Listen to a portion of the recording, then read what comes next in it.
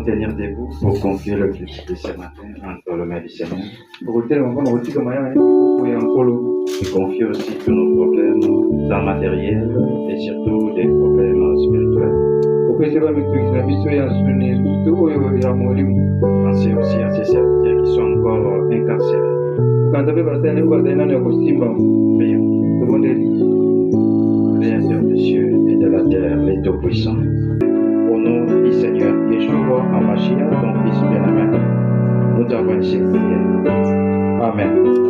Amen. Nous réalisons Éphésiens chapitre 5, le verset 22 jusqu'au verset 24.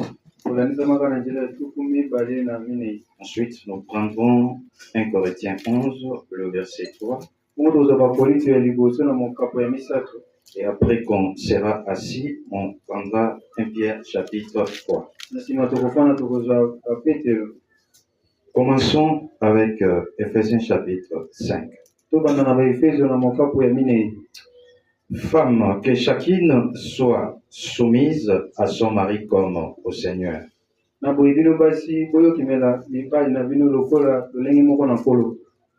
Car le mari est le chef de la femme,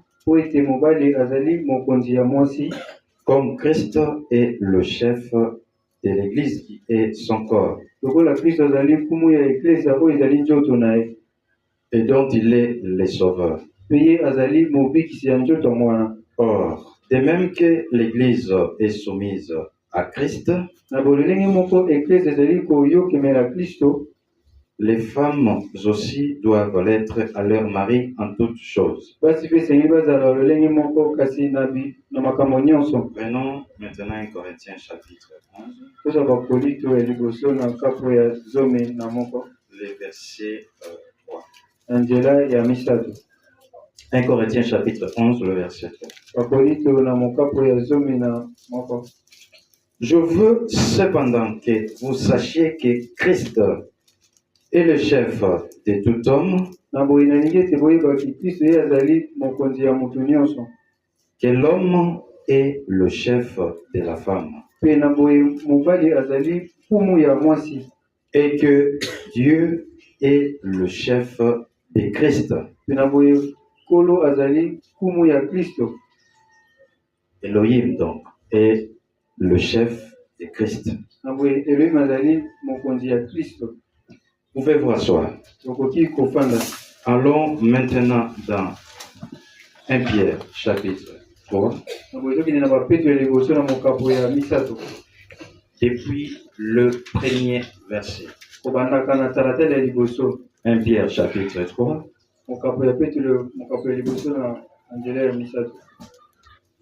Depuis le premier verset. Femme, que chacune soit de même soumise à son mari, afin que si quelques-uns n'obéissent point à la parole, ils soient gagnés sans parole par la conduite de leurs femmes. En voyant votre manière de vivre chaste et respectueuse,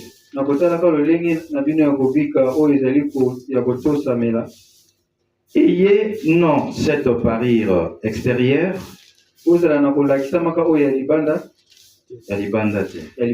qui consiste dans les cheveux tressés, les ornements d'or ou les habits qu'on revêt, mais la parure intérieure est cachée dans le cœur. La pureté incorruptible d'un esprit doux et paisible, qui est un grand prix devant Elohim. Ainsi se paraît autrefois le sainte femme qui espérait en Dieu. Non, c'est de cette manière, c'est cette parure intérieure que les saintes femmes d'autrefois s'est revêtue.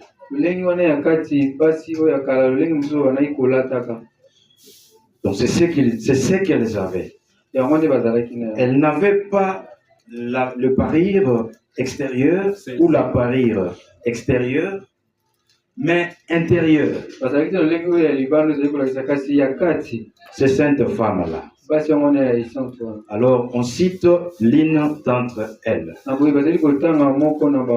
Au verset 6, comme Sarah, qui obéissait à Abraham et l'appelait son Seigneur. C'est d'elle que vous êtes devenues les filles, en faisant ce qui est bien, sans vous laisser troubler par aucune crainte. Que le Seigneur ajoute ses riches bénédictions à la lecture de sa précieuse parole. Nous sommes encore reconnaissants à lui. Il nous a donné le souffle de vie et puis le temps pour venir les servir. Il fait vraiment froid. Nous constatons que nous commençons légèrement en retard notre culte, malgré qu'il est déjà 9h passé, je vois là-bas 8 minutes. Mais l'audience est encore n'est pas encore aussi, en fait, comment je pourrais dire, il y a encore des absences dans l'audience, dans l'assistance, le froid. Bien, c'est le match de la RDC, les gens ont patienté, ont veillé jusqu'à ces heures tardives. Maintenant, les corps étant fatigués, comme les corps n'aiment pas les choses de Dieu. Quand maintenant c'est le tour des affaires de Dieu, les corps là, maintenant leur fait voir que non, tu ne vois pas que tu es fatigué. C'est comme ça que peut-être certains parmi nous ne sont pas là de bonne heure. En tout cas, moi, je ne peux pas me priver mon sommeil jusqu'à suivre le match là. À 1h, 2h, 3h. Au moins que ça me trouve étant éveillé. Mais moi, avec tout ce que moi j'ai comme préoccupation, gaspiller mon temps pour suivre le match. Ça, je ne sais pas. Admettez que si c'était moi comme ça, et maintenant vous attendez que quelqu'un vienne vous accorder la parole. C'est comme ça que chacun doit savoir en fait ce qu'il est. Si vous ne vous rendez pas compte de votre identité, alors vous allez vous conduire comme n'importe qui et comme bon vous semble.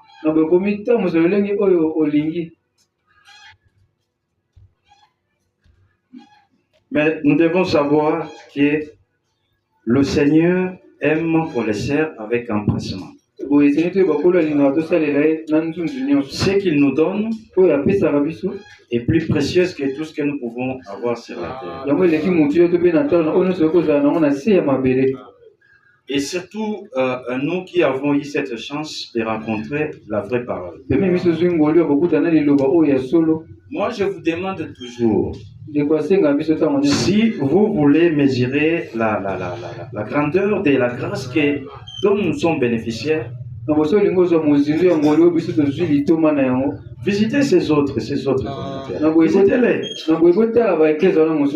Et comme d'autres aussi ne se cachent même plus, ils mettent aussi leurs enseignements là, leurs doctrines là sur les réseaux sociaux. Écoutez-les. Vous allez voir, des gens qui font des choses. Des gens qui se lancent dans des futilités. Des choses qui ne peuvent rien apporter à leur âme. ils sont plongés dans des distractions. Mais la chose principale et essentielle, regarde.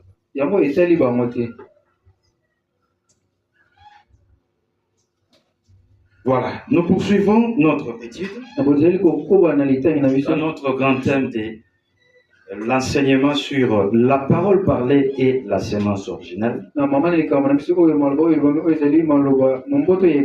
parole que Dieu a prononcée, c'est la sémence originale. Alors nous sommes arrivés à ce point que nous avons commencé depuis le dimanche dernier sur l'Église qui est le corps de Christ. Christ est la tête de ce corps-là. Le corps en question qui est son Église. Vous avez vu dans le deuxième passage que nous avons lu dans 1 Corinthiens chapitre 11, comment il y a cette hiérarchisation, cette hiérarchie. Il y a Elohim qui est le chef ou la tête de Christ. Et il y a Christ ou Yeshua qui est le chef de tout homme. Ensuite, pas topé. Ensuite, ça c'est la première étape où Dieu est le chef de Christ. Elohim, Dieu, est le chef de Christ. Il faut vraiment bien écouter ce que je dis là. Et ensuite, Christ, qui est le chef de tout homme. Voilà. Et maintenant, la suite encore,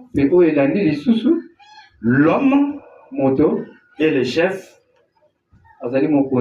mais de sa femme.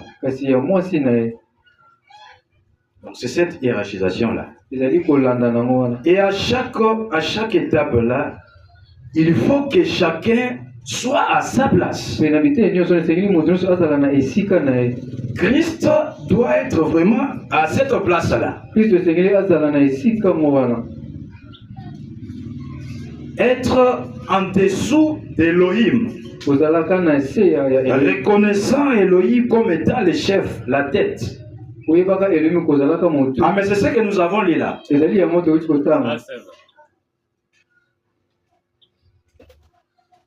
Et quant à l'homme, tout homme doit reconnaître aussi sa place en dessous de Christ.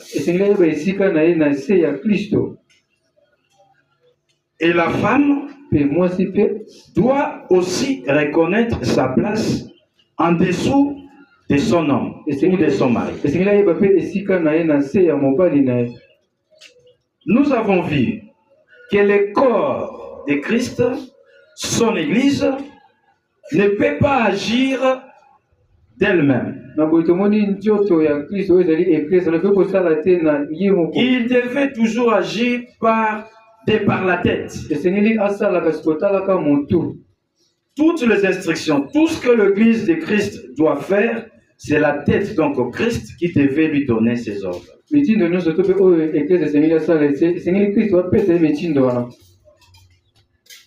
Si l'on remarque quelque part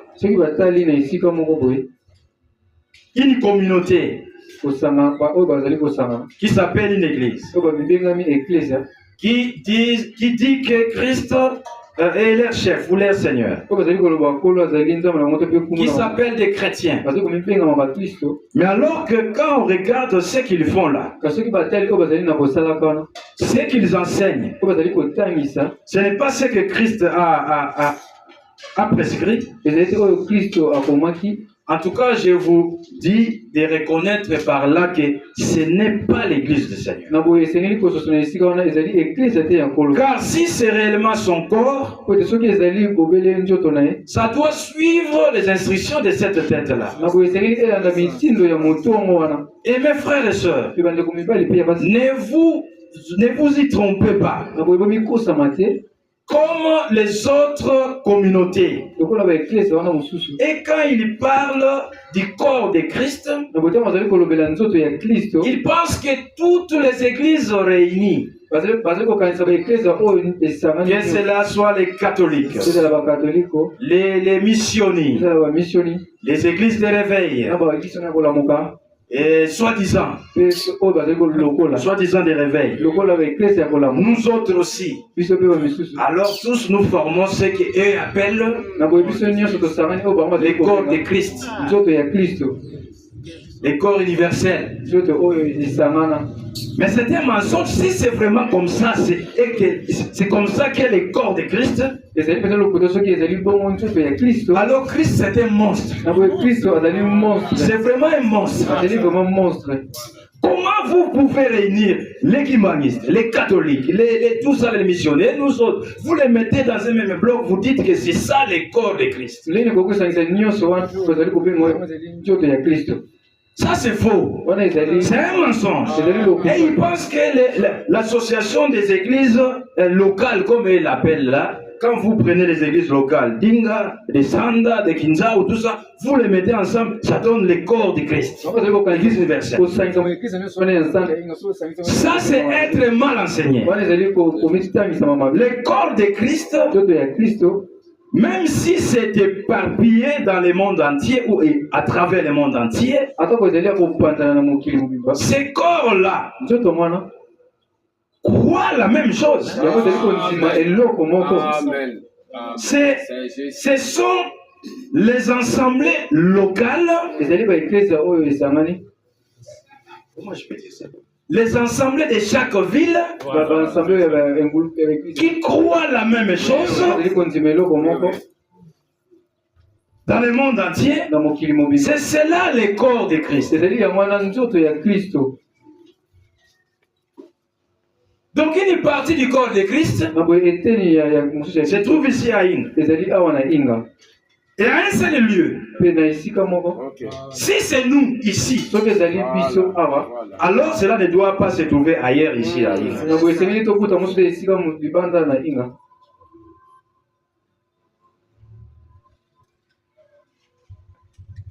Comme nous pouvons le voir dans la Bible. Quand l'apôtre Paul parle de cela dans Éphésiens, là, comme nous venons de dire. Mais le corps de Christ, dans cette ville-là, comment on appelle ça, Corinthe, ne se trouvait que là où cette lettre-là était adressée. Les autres qui étaient en dehors de cette assemblée-là à Corinthe, en tout cas, ne faisaient pas partie de ce corps du Christ. Le corps de Christ croit la même chose. Ce n'est pas un corps monstre.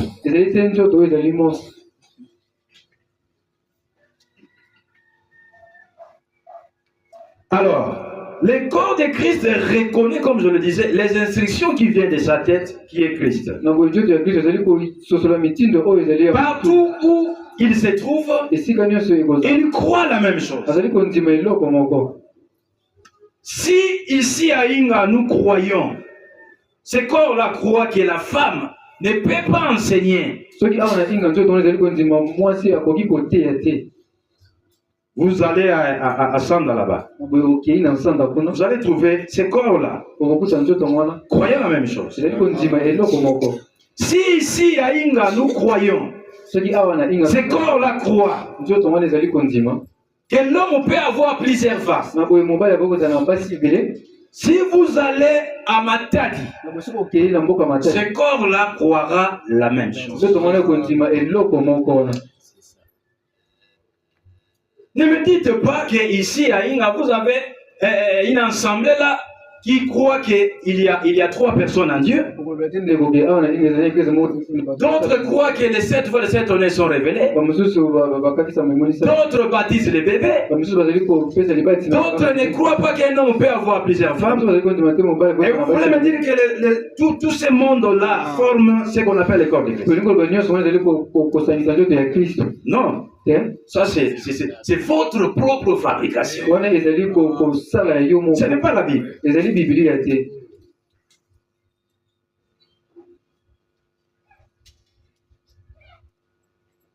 Parce que si la tête de Christ est la parole, lui était la parole, son corps ne peut pas être un béton comme on l'avait vu.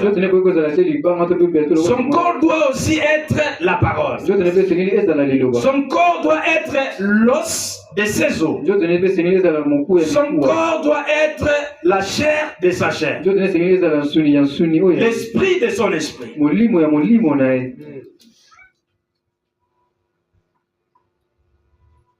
Et dans la semaine, nous avons vu. Dans la semaine. Alors, quand il dit dans Poso, ça s'écrit de la même manière, mais la prononciation, ça sort comme. Tu vois, c'est ce qu'on appelle là les Poso Yangoulou. C'est qu'on va là chez des gens là qui vendent ça. Alors que nous parlons de la semaine. Voilà. C'est cela. Nous avons vu dans la semaine, en image, comment est-ce qu'il y avait une femme. Une femme qui n'était pas soumise, qui était désobéissante. Cette femme-là, nous avons vu que c'était Vasti. Vasti, même si elle était la reine, l'épouse du roi Achashverosh, Asirus, Césares, mais c'était une femme qui était insoumise. Alors que la femme ne doit être là pour exécuter que ce que son mari qui est sa tête lui communique. Nous avons vu que beaucoup de femmes se trompent souvent.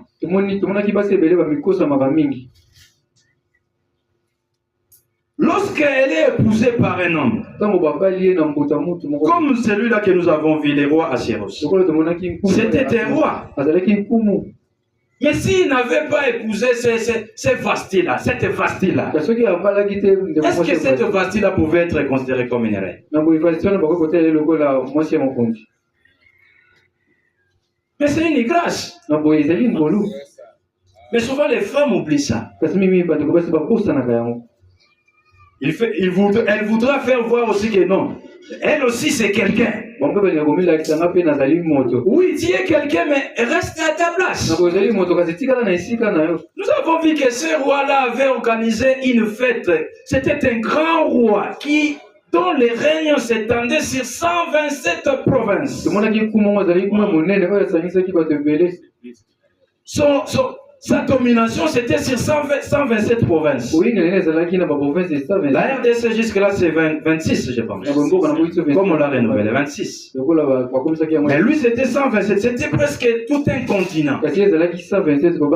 Comme l'Afrique. Et c'était depuis l'Inde jusqu'en Éthiopie. Il a organisé une fête pendant 180 jours, 6 mois, pour ses princes, ses ministres, pendant lesquels il leur montrait tout ce qu'il avait comme richesse. Et après cela, après ces 6 mois-là, il prend encore une semaine où il a organisé une fête ou un festin pour le peuple.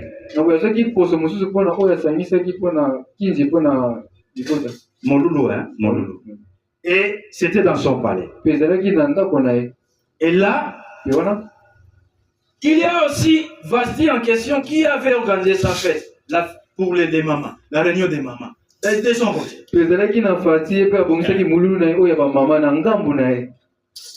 Comme dans toutes ces dominations-là, si le mari est pasteur, obligatoirement sa femme doit être aussi maman pasteur.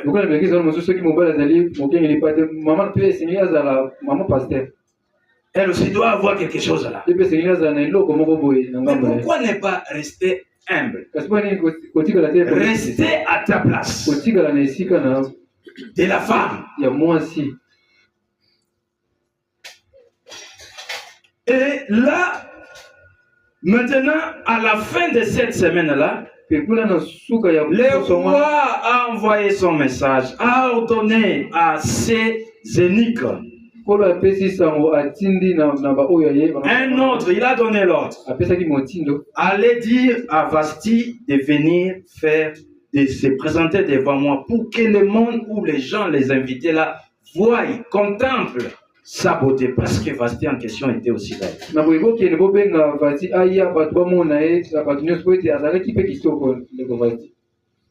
Alors que les eunuques lui a amené l'ordre du roi, vous voyez que les rois, même les rois du monde ici, même les chefs que nous avons ici, vous les gens du dehors, vous pouvez les respecter. Même les pasteurs aussi, vous les croyants, vous pouvez bien les respecter. Mais rares sont les femmes qui peuvent les respecter. Là, nous avons l'exemple d'un roi. Et il n'y a pas que cette femme-là, Vasti. Il y a aussi l'autre femme, l'une des femmes de Daoud. Pendant que Daoud se réjouissait là, devant l'arche, à cause du retour de l'arche dans les camps, il s'est humilié devant Elohim qu'il avait établi roi. Mais sa femme-là s'est moquée de lui. Il s'est moqué de lui. Et pendant que le peuple respectait Daoud. Les femmes sont comme ça. Elles sont comme ça. Mais qu'elles le sachent, Dieu ne tolère pas le manque de respect envers ses serviteurs. Il ne tolère pas ça. Voilà. Elles doivent savoir, ces femmes-là, qui sont des femmes de serviteurs, elles doivent savoir que, en plus du fait que ces hommes-là sont leurs maris, ce sont des serviteurs de Dieu. Elles ne doivent pas l'oublier. Pendant que l'assemblée peut venir consulter les pasteurs ou les responsables pour des conseils, tout ça. Mais vous allez voir que sa femme-là, ça manque. Et elle n'a pas la même considération.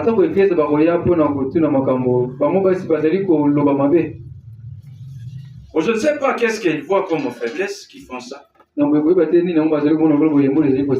Mais aussi, les hommes en question, les serviteurs de Dieu, doivent aussi être des modèles.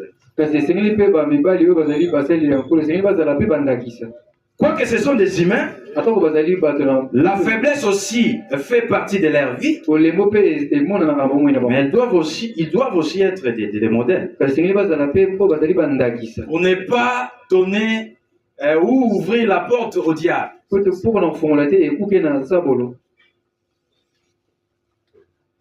Vasti a refusé cet ordre-là. Alors que le même roi-là, s'il donnait le même ordre à d'autres, mais quel empressement quant à l'exécution. Et puis remarquez que cette femme-là ne l'a pas fait en cachette,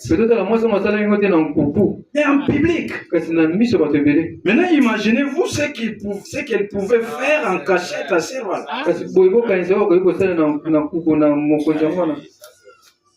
On ne sait pas si ces rois-là avaient aussi toléré de légèreté en cachette, qui avait conduit à ce que cette mégère de Vasti-là, cette mauvaise femme-là, l'humilier en public. Nous ne savons pas si elle avait déconsidéré cet ordre-là parce que c'était des eunuques qui étaient porteurs de ces messages. On ne sait pas s'il avait eu ça. Il avait négligé ça parce que c'était porté par des Vasti. Donc, ce n'était pas directement par des eunuques. Ce n'était pas directement par les rois.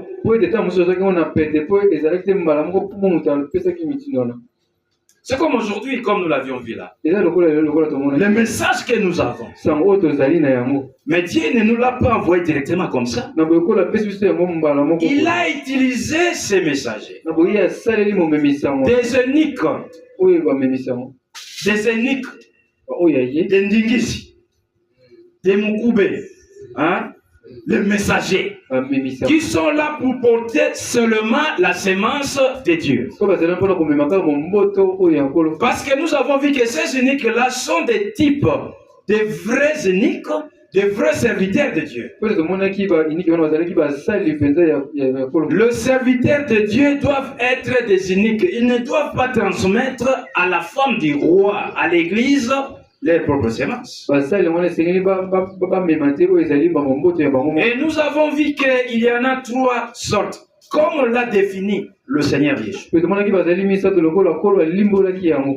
Il dit que certains sont des eunuques, Dieu les a créés comme ça. Donc,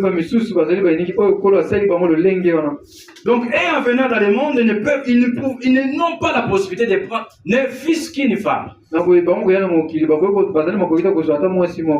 Alors vous, avec votre folie, il ne faut pas dire à ces gens-là de se marier. Si vous le faites, vous êtes fous. Le mariage n'est pas une obligation. Même quand nous parlons de la polygamie, ce n'est pas une obligation. Parce que Dieu, en donnant cette loi-là, il savait, il n'a pas oublié que lui-même a créé des gens comme ça. C'est le Seigneur Yeshua qui l'a dit. Il dit, il y en a d'autres qui se sont rendus eux-mêmes uniques pour le royaume des cieux. Nous avons cité l'exemple de l'apôtre Paul. Lui, avec le travail qu'il avait, il avait trouvé qu'il ne pouvait pas se marier. Parce qu'il pouvait lui arriver de rester dans un coin là même 3 mois au moins. Alors sa famille allait souffrir s'il était marié. Lui n'était pas incapable de prendre une femme. Non. Il s'est rendu comme ça pour les royaumes des cieux. Et il en a eu les dons. Parce qu'il a dit que je voudrais que tout le monde soit comme moi. Célibataire. Mais chacun tient de Dieu un don particulier. L'un du mariage, l'autre du célibat. Comme lui. Lui n'était pas comme des prêtres. Les prêtres là qui ont vraiment en eux la virilité. Mais on est obligé d'être des célibataires. Soit disant pour mieux servir Dieu. Non, ça ne doit pas être obligatoire. Non. C'est comme ça que nous voyons des scandales dans l'air millier.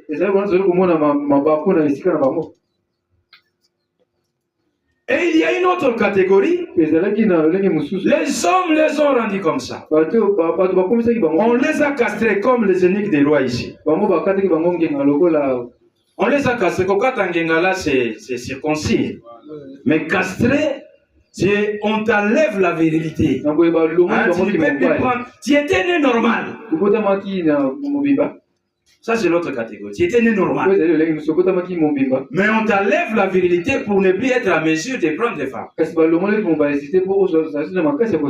Et ces gens-là, on les prenait pour être des eunuques des rois comme nous l'avons.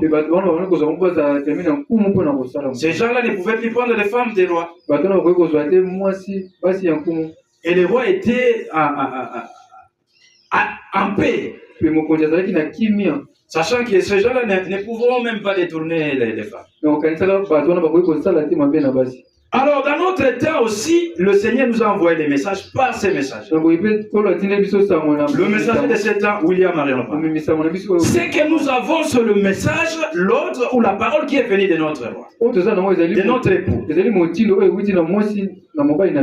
Et nous devons prendre cela en considération. Vasti a négligé cet ordre-là du roi qui lui était parvenu par l'entremise des eunuques. Elle a refusé de se présenter. Alors que c'était une chose simple qu'on lui avait demandé. D'ailleurs, Si, je ne sais pas. Elle était vraiment possédée. Parce que souvent les femmes même qu'on contemple leur beauté. C'était la chose simple qu'on lui avait demandé. Viens seulement que les gens voient ta beauté. Elle avait la beauté extérieure, hein? Comme nous l'avons lu là, que l'apôtre Pierre évite aux gens d'avoir. Hein? Elle avait ça. Mais elle n'avait pas la beauté intérieure. Il n'y en avait pas. Elle a refusé. Et pourtant, le roi a pris 6 mois pour présenter toutes ses richesses. Donc la chose au final, c'était la beauté de sa femme qu'il voulait faire voir aux autres. Mais sa femme là-dessus, elle était désobéissante. Elle était insoumise. Mais la femme du roi, le roi était très fâché. Alors on a demandé conseil. Il a demandé conseil. Qu'est-ce qu'on doit faire à l'égard de cette femme? Il a dit que cette femme ici, ce n'est pas seulement à l'égard du roi qu'elle s'est méconduite, mais c'est à l'égard de tout le peuple. Parce que beaucoup, les femmes des simples gens apprendront cela et elles seront conduites à mépriser aussi leur mari. Alors si le roi les trouve bon, qu'on interdise à cette mégère de Vasti de ne plus paraître devant les rois.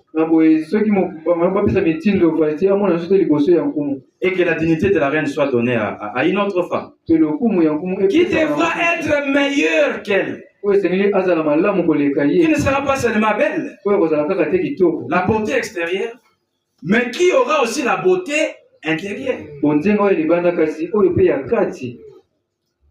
Et cela a été appliqué. Il a été demandé que chaque homme devait être maître dans sa maison. Donc chef. Vasti n'a pas suivi l'ordre du roi. Aujourd'hui, nous avons beaucoup de communautés, beaucoup d'églises qui sont des Vasti. L'ordre qu'Elohim a donné, la parole que Dieu a envoyée par son message, il néglige cela. Ah, le Seigneur ne va pas les garder. Il les a même déjà répétés. Tels qu'ils sont là, ils évoluent, pensant être avec le Seigneur. Mais il n'est pas avec lui. Il n'est pas avec lui. Ils seront seulement surpris. À ce jour-là, il leur dira: je ne vous ai jamais connu. Vous qui commettez l'iniquité. Parce que vous avez su ce qu'est la parole, la volonté de Dieu. Vous l'avez su. On vous l'a présenté comme un Vasti. Mais vous l'avez négligé. Elohim a fait voir que le 7e sceau, quoique c'est ouvert, mais c'est non révélé. Les 7 tonnerres ne sont pas révélés. Mais ces communautés la disent qu'ils connaissent ça. Et vous direz qu'ils sont les corps de Christ. Jamais. Elohim a fait voir que l'homme, étant le chef de la femme, il peut avoir plusieurs femmes. Ces communautés-là rejettent cela. Ils ne sont pas soumises. Et vous dites que c'est le corps de Christ. Non, non. Ce sont des bétons. Ils ne font pas partie du corps de Christ. Lui, Elohim a interdit. Il ne veut pas que la femme enseigne sa parole. Mais ils disent: non, la femme aussi a le Saint-Esprit. Elle peut enseigner. Et vous dites que c'est le corps de Christ, ces gens-là. Non. Comme dans toutes les églises de saints, que les femmes se taisent. Ne leur est pas permis d'y parler.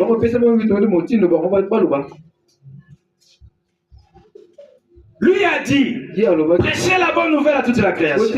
C'est lui qui croira. Et sera baptisé, sera sauvé. Mais il donne le baptême aux petits enfants. Ça, ce n'est pas les corps de Christ. Vous allez voir dans des futilités. Comment Vasti s'est lancé dans des futilités. Mais la réunion là qu'elle avait avec les mamans, là, mais ça ne comptait pas. Au contraire, cela l'a rendu têtu. Comme les églises d'aujourd'hui. Des églises têtues, rebelles.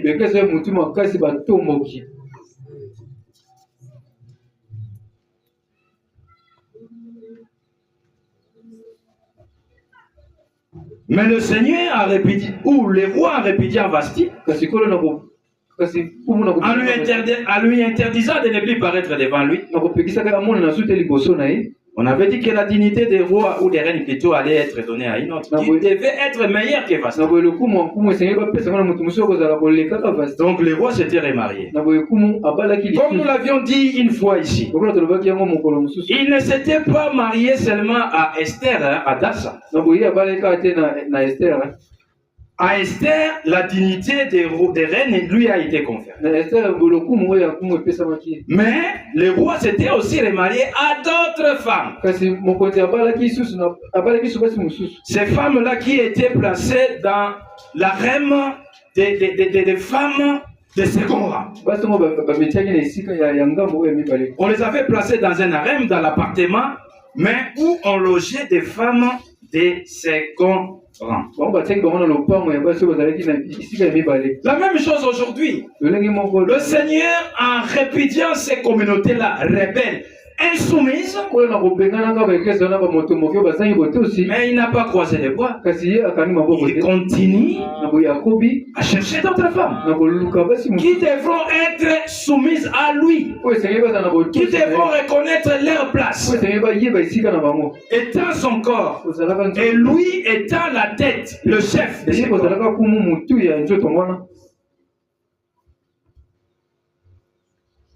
Avançons un peu pour voir ce que Frère Branham dit à propos de la relation qui doit régner entre l'Église, le corps du Christ et le Christ. Parce que nous avons vu en image qu'il n'y avait pas d'harmonie entre Vasti et le roi. Le roi a donné l'autre. Vasti fait autre chose. Donc ce n'était pas vraiment le corps du roi. Le corps doit œuvrer en harmonie avec la tête. La femme doit marcher en harmonie avec son mari. Si elle est vraiment, si elle se reconnaît est dans la partie où le corps de cet homme-là. Ça ne doit pas être que l'homme a dit A, la femme dit B. Non. Il faut qu'il y ait l'harmonie. L'harmonie doit exister entre Christ et son Église. S'il n'y a pas cette harmonie-là, ce n'est pas le corps de Christ. Ce n'est pas l'Église de Christ. Nous sommes dans la parole parallèle à la sémence originelle. Nous prenons la traduction de Lausanne. Depuis la page 63 vers la fin. Mais pour la traduction du Canada, vous pouvez cette partie qui avait inspiré frère Branham a apporté ces grands enseignements de la parole parlée et la sémence originale. Dans cette partie ici, il explique, lui frère Branham. Cette partie, vous pouvez encore la retrouver dans l'exposé des 7 âges de l'Église. Là, je pense à l'âge de Pergame. À la page 163. Alors, comment est-ce qu'il est arrivé à voir cela? Il était en train de penser quel était le message qu'il pouvait apporter à l'église. De prendre son stylo et d'écrire. Et il a pris sa plume et il a commencé à écrire. Il a commencé à écrire. Et il a terminé. Et c'était le message que Dieu avait envoyé. C'était le message que Dieu avait donné. Et c'est à partir de cela qu'il a dit apporter cet enseignement de la parole parlée et la sémence originelle. Donc tout cela est venu de ces messages. Alors nous commençons maintenant à décortiquer cela. Nous sommes au milieu là. Il dit ceci. Mais dans ces petits groupes de la vraie sémence de la parole, Dieu présentera à Christ une épouse bien-aimée. Une vierge de sa parole. Et par l'intermédiaire de ces groupes, par les moyens de ces groupes, s'accomplira tout ce qui a été promis. Ces groupes ici ne sera pas comme Vasti. Ces groupes ici, Elohim compte beaucoup, Christ compte beaucoup sur ces groupes. Parce que c'est par ces groupes-là qu'il va accomplir d'autres choses qu'il n'avait pas accompli au jour de sa chair. Certainement, ces groupes-là doivent être son corps. Certainement, ces groupes-là doivent être son épouse. Qui doit recevoir ses instructions. Qui ne fera pas, comment je pourrais dire, qui ne fera pas obstruction à ce qu'il donnera comme ordre. Qui ne sera là que pour recevoir et accomplir ce qu'il va intimer comme ordre. Car sa parole est dans cette vierge qui ne connaît ni dogme, ni credo fabriqué par l'homme. La parole de la promesse était en lui, comme elle était en Marie. Dieu lui-même manifesté. Il agira lui-même par sa propre parole. Des promesses afin d'accomplir tout ce qui a été écrit de lui. Ce qu'il fit en sortant d'une matrice vierge.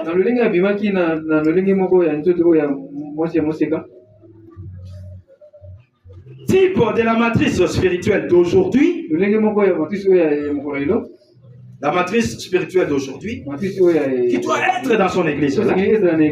La Vierge d'aujourd'hui le fera pareillement en acceptant sa parole. Qu'il me soit fait selon ta parole. Marie, elle n'avait pas douté de la parole de Dieu. Elle était disposée pour n'accepter que la parole de Dieu. Sur les réseaux sociaux là, beaucoup de gens me disent, ils disent que je prêche des faussetés. Maintenant, je vais rentrer à moi-même à la maison. Je vérifie tout ce que j'enseigne là. Et je vois que ce que j'enseigne là, c'est correct. Alors je persévère. C'est triste, hein? Parce que quand il compare vraiment, quand il fait, il vérifie cela, il vérifie de la bonne manière. Nous l'attaquons quand lui dit par exemple que l'homme ne peut pas avoir plusieurs femmes. Il nous prend des cérémonies de mariage. Il nous prend des prédications de frère Branham prêchées avant d'avoir reçu la révélation. Nous les attaquons. Nous disons que frère Branham avait enseigné ou prêché ça ou enseigné ça avant d'avoir reçu la connaissance. Maintenant, si nous attaquons ça comme ça, si toi tu veux vérifier que tu prêches les mensonges, mensonge. Mais prends l'enseignement des mariages et divorces. Compare ça avec ce que toi tu prêches là. Tu verras que tu es vraiment en erreur. Parce que Frère Branham là-dedans a dit que c'est maintenant que les choses sont ouvertes. L'Esprit de Dieu nous dirige vers la parole.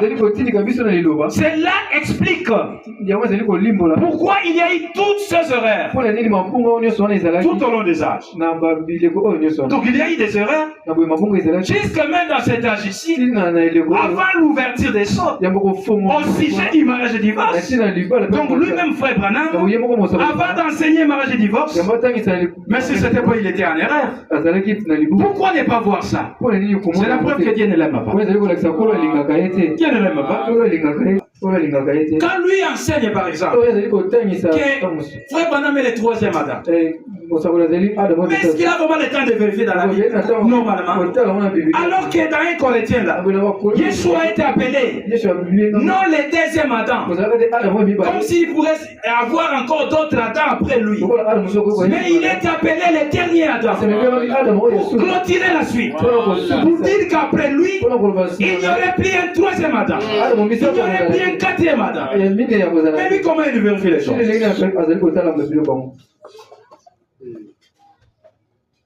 Honte à lui. Et malheur aussi à ceux-là qui les suivent.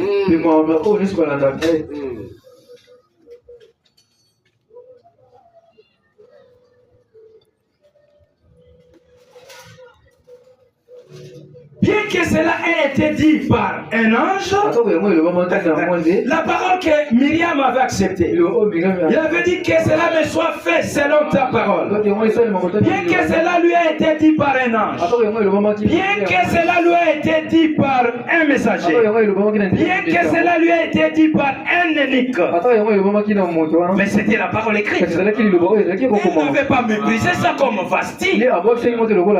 Nous non plus, l'église du Seigneur, nous ne méprisons pas le message de Dieu. Même si cela nous est venu par les messagers, même si cela nous est venu par cet ange ici, mais terrestre, nous reconnaissons que c'est la parole de Dieu, que c'est ainsi dit le Seigneur.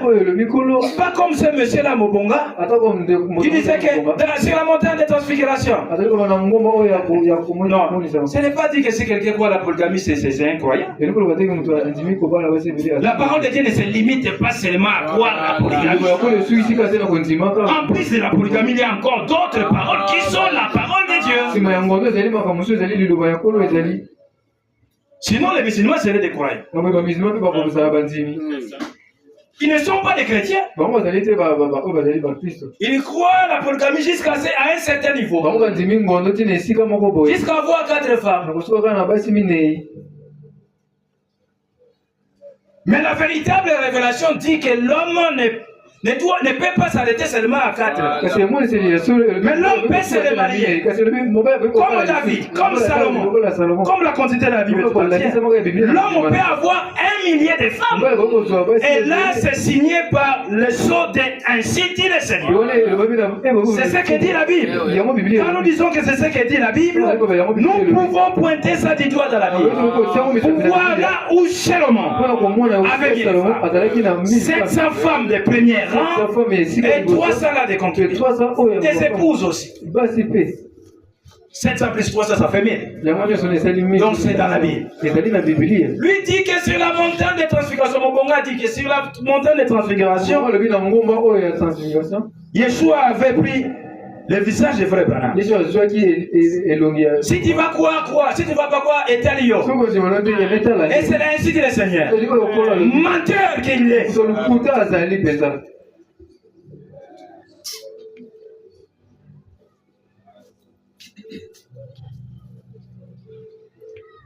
Ils l'aimeront. Les gens de ces groupes aimeront Yeshua, Christ, leur tête. Et auront sa puissance. Nous attendons cela aussi. Pourquoi ils l'aimeront? Pourquoi ils auront sa puissance? Car il est leur tête. Et ils sont ces sujets. Ces membres. Il y a Christ. Voilà, les membres de son corps. Lui est leur tête et eux sont ses sujets. Sujet de sa tête. Le gouvernement de Christ est sien. Et aussi le gouvernement de ces corps-là. Quand le Seigneur Yeshua régnera sur la terre, son corps que nous sommes régnera parce que notre tête régnera. Qu'on nous méprise aujourd'hui, qu'on fasse ce qu'ils veulent aujourd'hui, mais qu'ils sachent que nous régnerons. Christ régnera. Lui étant notre tête, nous régnerons aussi avec lui. Et son règne n'aura point de fin. C'est un règne éternel. Voilà maintenant ce qu'il veut nous apporter encore. Remarquez cette harmonie. Voilà. Il faut vraiment voir cette harmonie.